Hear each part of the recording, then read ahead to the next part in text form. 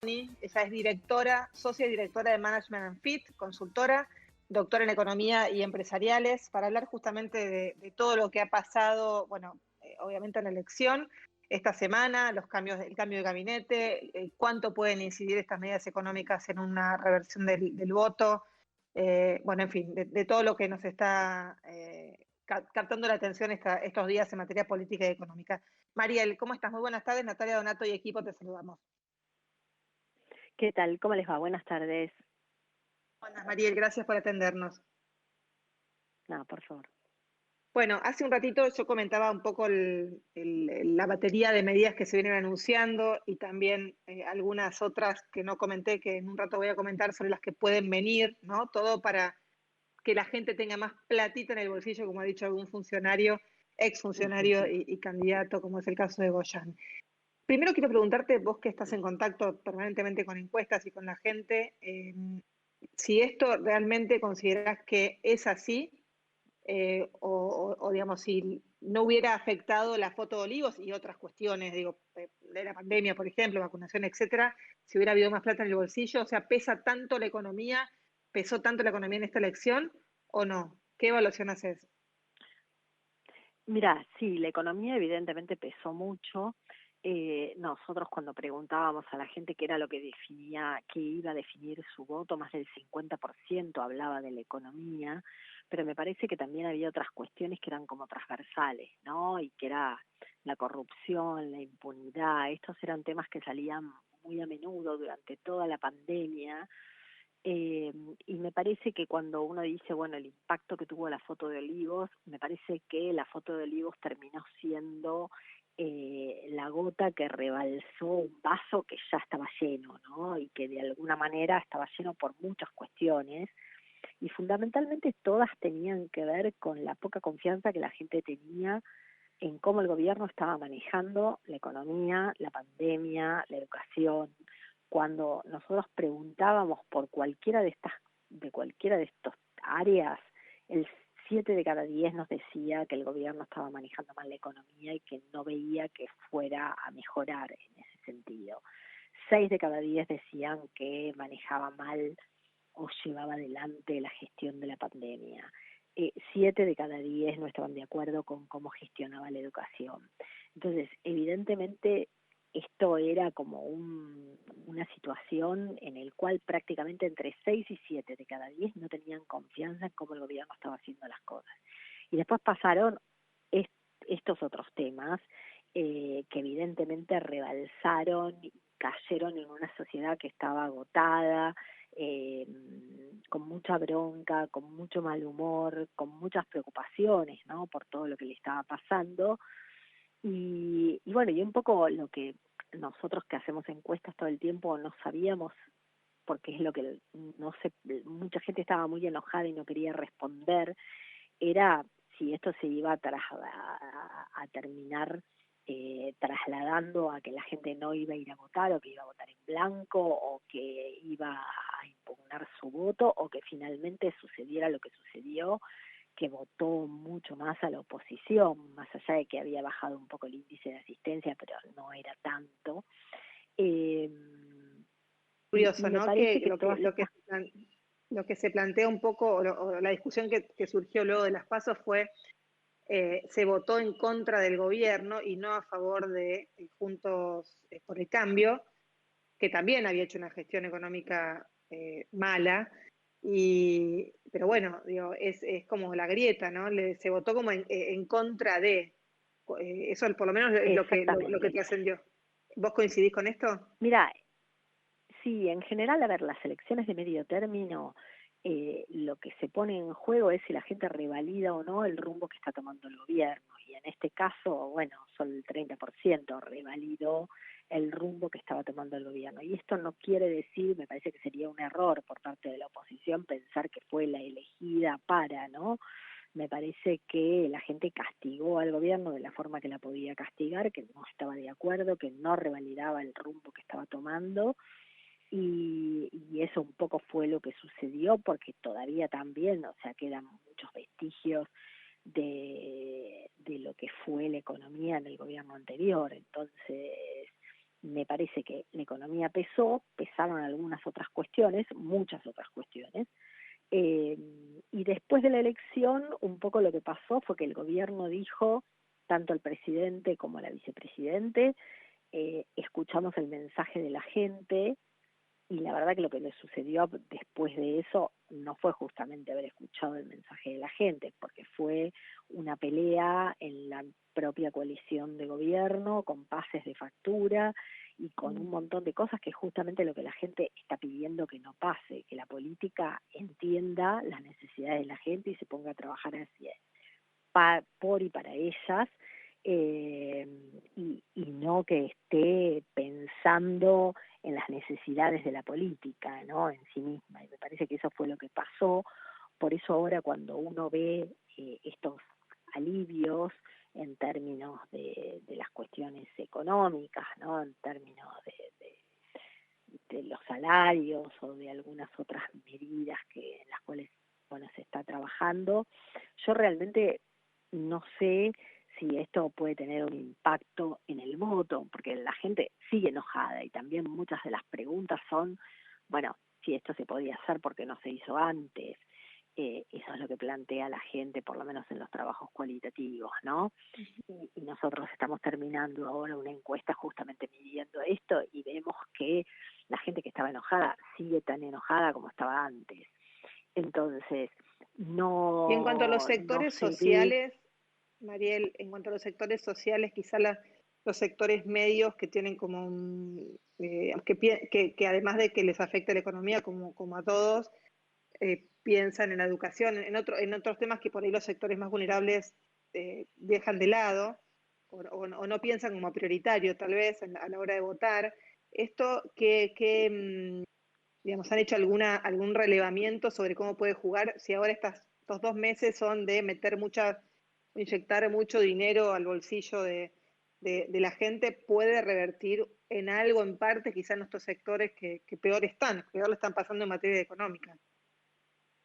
Sí, mira, yo lo que creo también es que vos sabés que una cosa es cuando la medida se pone en marcha y otra cosa cuando se hace efectiva y realmente le llega a la gente. También la realidad es que el tiempo de implementación, cuando tenés una elección en 40 días, no sé si está el tiempo suficiente.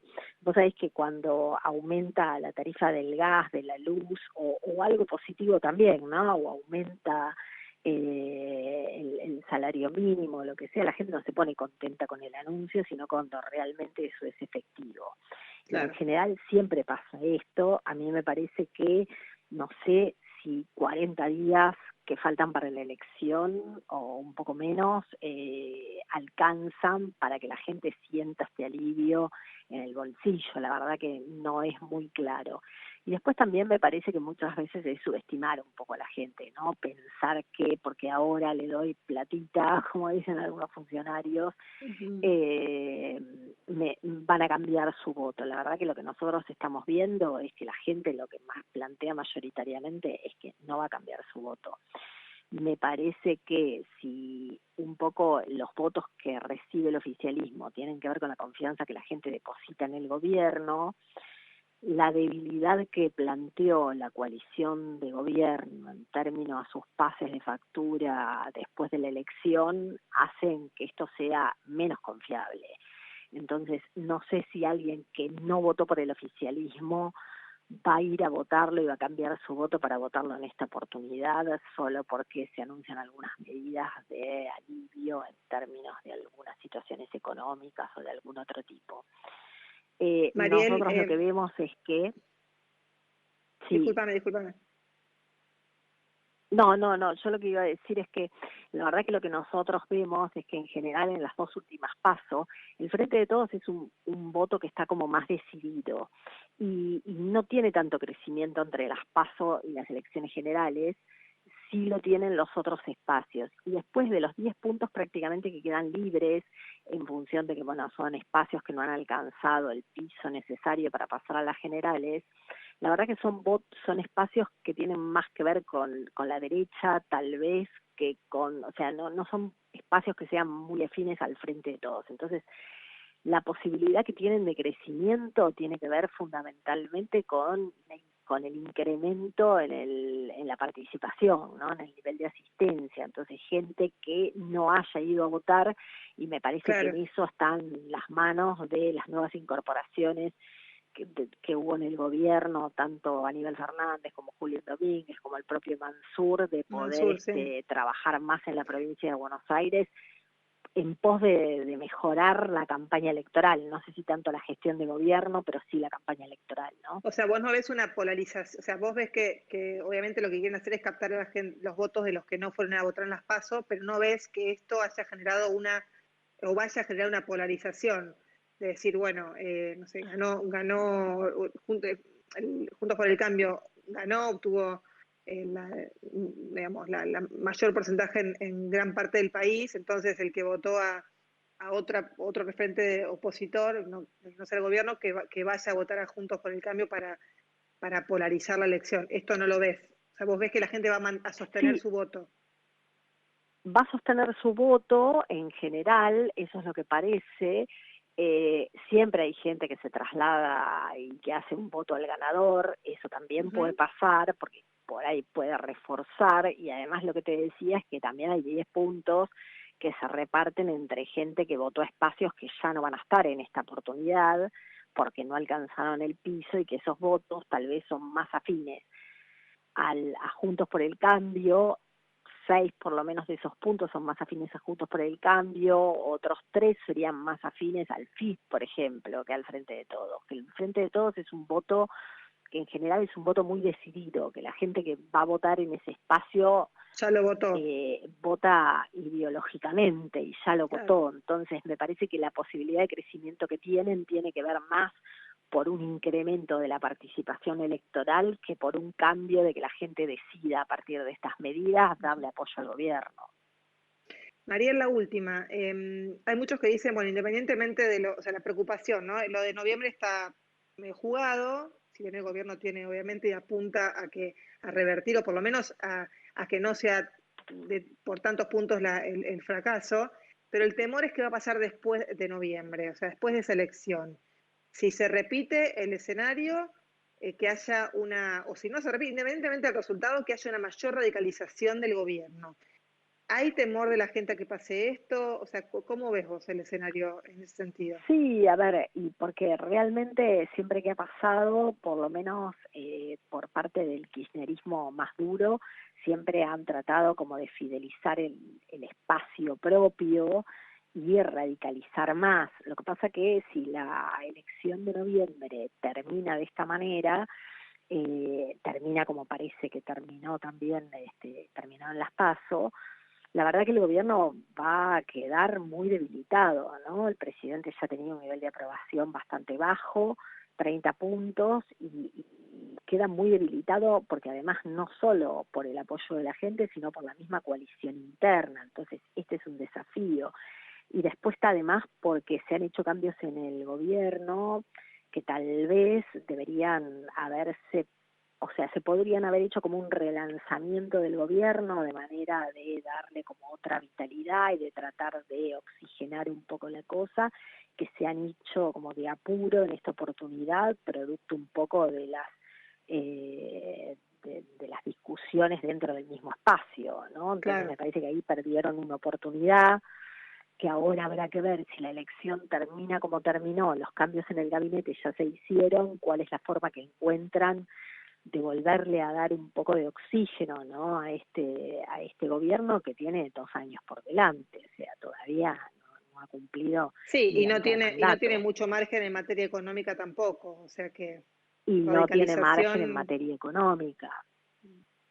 Claro, es Mariel, te difícil agradezco. radicalizarse Sí, también, claro, en una situación en la cual no tenés con qué, ¿no? Entonces, sí, exactamente. la verdad que vienen 2 años complicados, y además pensemos que tampoco van a tener, si estos son los números que terminan siendo en noviembre, eh, mayoría o quórum propio en el Senado, mayoría simple, en diputados también, entonces también van a tener un Congreso más trabado, y esto me parece que le va a dificultar las cosas bastante al gobierno. Mariel, te agradezco mucho el contacto con las cosas como son, el radio con vos y bueno, que sigas bien, buen fin de semana. Igualmente, gracias a ustedes. Hasta luego. Hasta luego. Mariel Fornoni, socia directora de la consultora Management and Fit, doctora en Economía y Empresariales. Actualidad, opinión. Las cosas como son. Con Pablo de León.